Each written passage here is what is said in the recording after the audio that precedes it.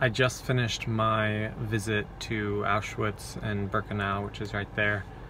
It was a really intense experience. I think even before I went, I was having like a visceral reaction to it. Like I didn't want to eat. I remember like when I arrived at first, like I didn't want to smell anything because I was kind of afraid that if I did, then that would mean kind of like that I was there. And I think it's complicated to be able to really comprehend the reality of a place like that. I mean, I've read about it so much and studied it in school, but to actually be there and to see stuff, you know, I was afraid to even to touch anything or get close because like it's just, you can't fathom it being real, and then being there, it is so real. So I kind of tried to dissociate a little bit subconsciously. For me, it was really interesting. I mean, I grew up hearing stories so much about World War II because my grandmother and my grandfather are German. You know, she was 12 years old when the war started. So as I was walking through some of the rooms where they had photos with birthdays, I was looking for people that were her age,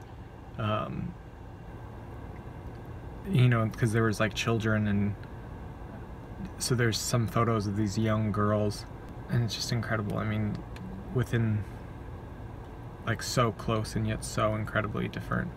I talked with one of my good friends whose grandmother is a survivor of Auschwitz and Birkenau, who I had met a few years ago, and we spoke a little bit about her experience. Obviously it was incredibly difficult for her, and when I told my friend that I was coming today, he told me two things that I thought were really interesting. One, that this was where his grandparents met, and their survival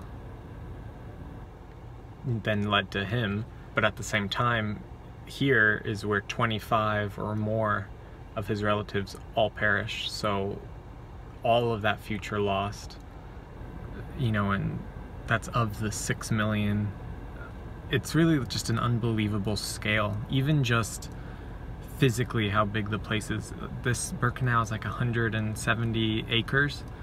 I mean, it took an hour or more just to walk around, just barrack after barrack after barrack and ruin after ruin. It's like astonishing. Like, you can't really fathom that, the scale of it.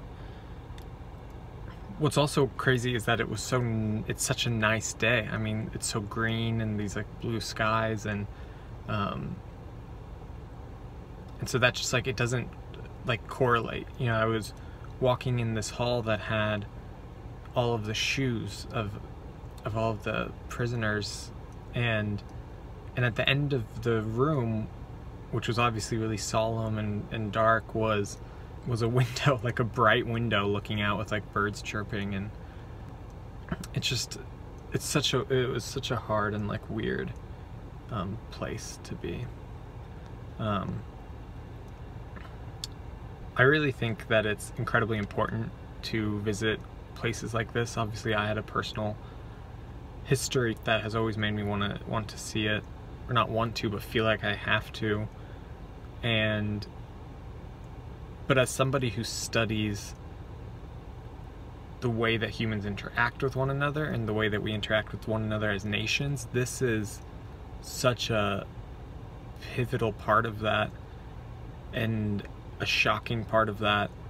And I really think that the idea of never forgetting does involve knowing it, because you must understand, not that we ever could, but it's just a very like emotional place and kind of just a surreal experience. But I think visiting places like this is important for us to understand what has happened in history, what can happen, and kind of make us more responsible as humans to one another. So I'm happy that I've had the experience. I've definitely gained a lot from it, but it was unreal.